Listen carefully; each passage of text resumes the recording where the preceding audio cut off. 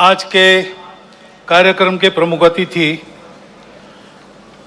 Padma Bhushan doctor कोपिल्लिल Radhakrishnan जी,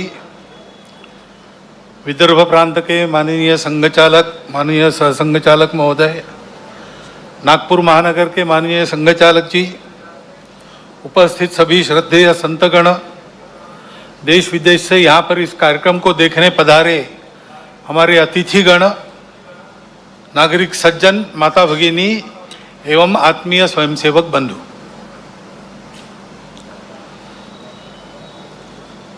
इस विजयादशमी को यानी आज के दिन अपने कार्य के 100वें वर्ष में संघ पदार्पण कर रहा है। इसीलिए शायद आज के उत्सव को देखने के लिए समय से पहले ही पर्जन्य राज भी उपस्थित हो गए हैं और इसलिए स्वयंसेवकों को थोड़ी देर खड़ा रहना पड़ा। विशेष महत्व का वर्ष इसलिए भी है, पिछले वर्ष इसी पर्व पर हमने महारानी दुर्गावती जी का स्मरण किया था, उनके गुणों के लिए। ऐसा ही दूसरा एक सच्चरित्र पुण्यश्लोक अहिल्याबाई होळकर, उनकी ये 300वीं जन्म जयंती चल रही है। एक उत्कृष्ट राज्यकर्ता जिसकी शील संपन्नता का आदर्श सबके सामने हो, ऐसे एक महिला अत्यंत विपरीत परिस्थिति में राज्य चलाती है, रणनीति के कौशल का परिचय देती है, अपने राज्यों को संभालती ही है, परंतु अखिल भारतीय दृष्टि होने के कारण सारे देश में धर्म संस्कृति का उत्थान हो, इस दृष्टि से जगह जगह मंदिर बनवाती है, घाट बनवाती है, धर्मशालाओं का पुनरुज्जीवन करती है। और इस प्रकार संस्कृति संरक्षण में, धर्म संरक्षण में स्वयं निस्पृह रह के अपने लिए कुछ न करते हुए और एक आदर्श उपस्थित करती है राज्यकर्ता का भी और भारतीय नारी के कर्तृत्व का एक फिर प्रतीक ऐसा उनके जीवन के निमित्त हमारे सामने खड़ा होता है, उनका हम स्मरण करते हैं।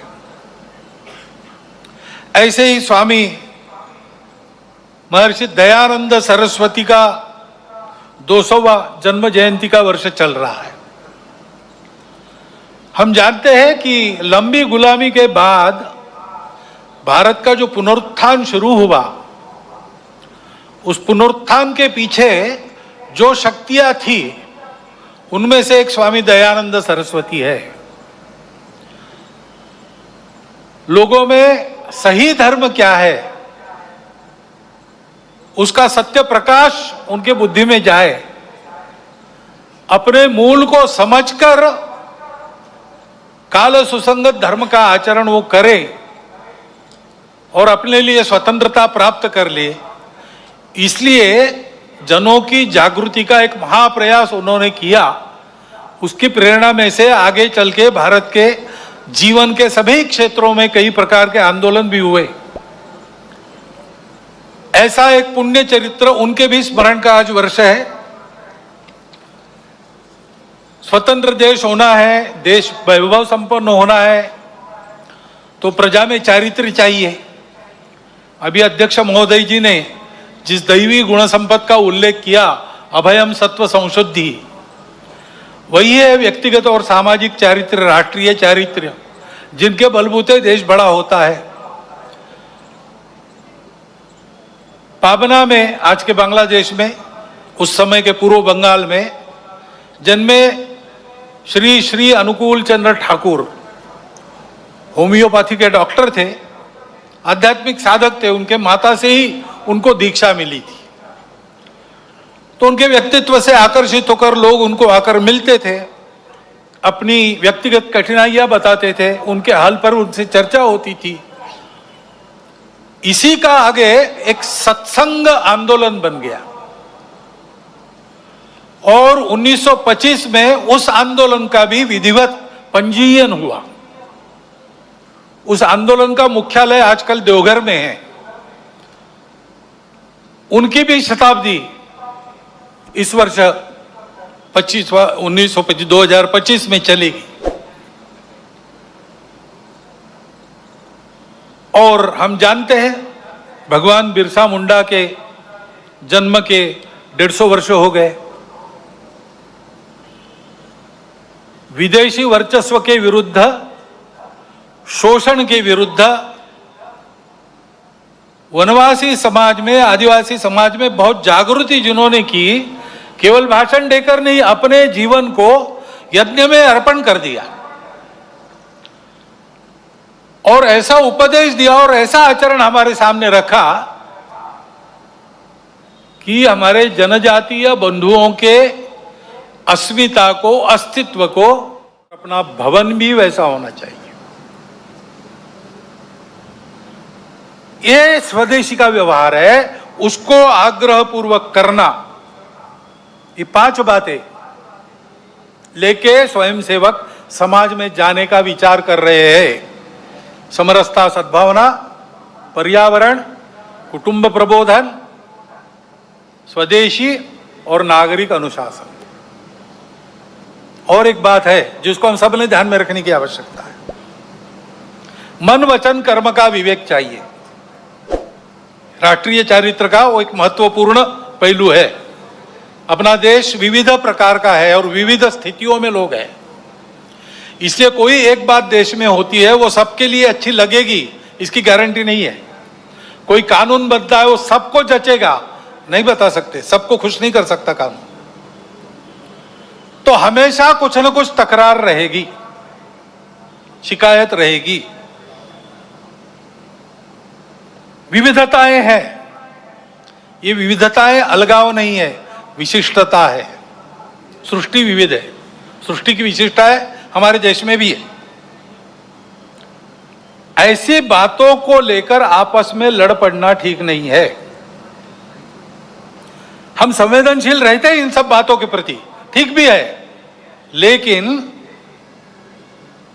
उस संवेदनशीलता को प्रकट करने का मार्ग संयम का होता है, असंयम का नहीं होता।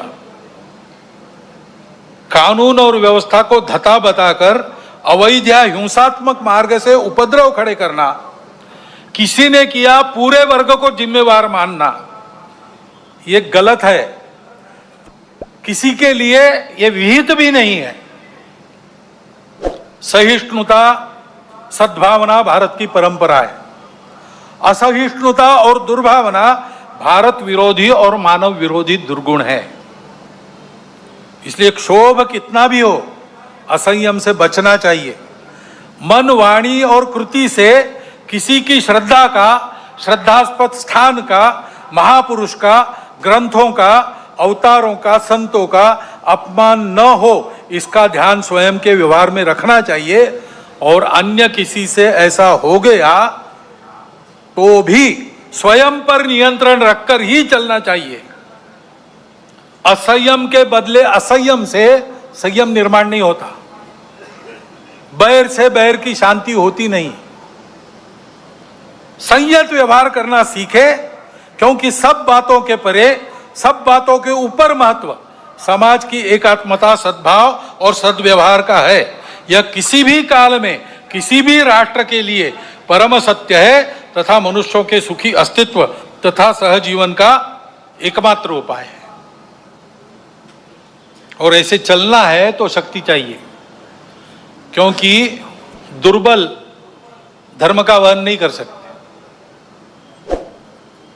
नायम आत्मा बलहीने न लभ्या, अध्यात्म की साधना बलहीनों को नहीं पटती। ये सारा करना है तो दुनिया में तरह तरह की परिस्थिति है, सशक्त समाज इसको कर सकता है। जो नहीं करते वो अपने आप को कितना भी बलवान बताते होंगे, कुछ दुर्बलता उनके अंदर छिपी है। और इसलिए दुनिया की रीति है, सत्य भी है अपना, दुनिया शक्ति देखती है उसके पीछे की, उसको स्वीकार करती है। बलहीनों को नहीं पूछता, बलवानों को विश्व पूजता। जब भारतवर्ष गिनने लायक बल नहीं रखता था तो हमारे कितने अपमान होते थे, हमारे लोगों को कैसे निकाला जाता था। अब भारतवर्ष की शक्ति बढ़ गई है तो मान भी बढ़ गया है, भारतवर्ष के नागरिकों की प्रतिष्ठा भी बढ़ गई है। भारतवर्ष जितना बड़ा बनेगा उतना उसकी बातें स्वीकार होगी, उसकी बातें सत्य है, सबके लिए है, सद्भावना परिपूर्ण है, परंतु उसका स्वीकार होना है तो शक्ति संपन्न बनना पड़ेगा। ये आज की जगत की रीति है। इसलिए शक्ति की साधना, दुर्बल नहीं रहना, शारीरिक मानसिक बौद्धिक सब प्रकार का बल चाहिए, संगठित समाज का बल चाहिए, उसी की साधना राष्ट्रीय स्वयंसेवक संघ करता है। परंतु शक्ति को दिशा चाहिए, दिशाहीनों की शक्ति उपद्रव करती है, और इसलिए राष्ट्रीय स्वयंसेवक संघ में बल के साथ शील की साधना होती है। शील संपन्न शक्ति विश्व में सद्भावना और शांति का आधार बनती है। साधना ही मुक्ति का शुभ द्वार है, शक्ति ही तो शांति का आधार है, लेकिन ये शक्ति शील संपन्न होनी चाहिए। इसलिए प्रार्थना आपने सुनी, अजय्यांच विश्वस्य देहिश शक्तिम, अजय्य शक्ति जिसको कोई परास्त न कर सकते ऐसा ही है। लेकिन तुरंत कहा सुशीलम जगत ये न नम्रम भवेत, ऐसा शील चाहिए जिसके सामने आदर पूर्वक सारा जगत नम्र हो। भारत में ये जो चुनौती है सारे विश्व पर जो है, संपूर्ण विश्व का, विश्व की व्यवस्था मांगल्य नष्ट करके अपने स्वार्थी दाव की पकड़ में विश्व को रखना चाहने वाले लोग जो कर रहे हैं और अपने स्वार्थ के लिए उनको साथ दे रहे हैं, वो चुनौतियां उपस्थित करेंगे, उसमें से हमको आगे बढ़ना है निर्भय निर्वैर होकर। इसलिए शील संपन्न व्यवहार के साथ शक्ति साधना महत्वपूर्ण है। आज का पर्व भी ऐसा ही है। देवों ने सब ने अपनी अपनी शक्तियां एकत्रित कर दी, नवरात्र जागरण किया उसके लिए, उसमें से चिन्मयी जगदम्बा प्रकट हुई और उसके प्रकट होने से असुरों का निर्दालन हो गया, सज्जनों का कल्याण हो गया और विश्व का कल्याण हुआ। इस विश्व मंगल साधना के मौन पुजारी के नाते संघ लगा है। सबको यही साधना अपने परम पवित्र मातृभूमि को परम वैभव संपन्न बनाने की शक्ति व सफलता प्रदान करेगी। और इस साधना को देखकर दुनिया के बाकी देश भी इसी प्रकार की साधना उनके संदर्भ में उनके देश में करेंगे और सब ऐसे हो जाएंगे। विश्व के जीवन में अपने देश को सामर्थ्य संपन्न वैभव संपन्न बनाकर सब देश विश्व में योगदान करेंगे। यह स्थिति इसी रास्ते से आएगी। ऐसी यह साधना है, सुख शांति सद्भावना युक्त विश्व को बनाने की साधना करने वाला, भारत बनाने की यह साधना है। इस साधना में आप सबको मैं निमंत्रित करता हूं और इन पंक्तियों के साथ अपने वाणी को विराम देता हूं। हिंदू भूमि का कण कण होकर शक्ति का अवतार उठे, जल थल से अंबर से फिर अब हिंदू की जय जयकार उठे, जगत जननी का जय जयकार उठे। भारत माता की जय। हमारी खबरों से जुड़े रहने के लिए हमारे चैनल को सब्सक्राइब करें और बेल आइकन को दबाएं ताकि खबर की नोटिफिकेशन आपको मिलती रहे।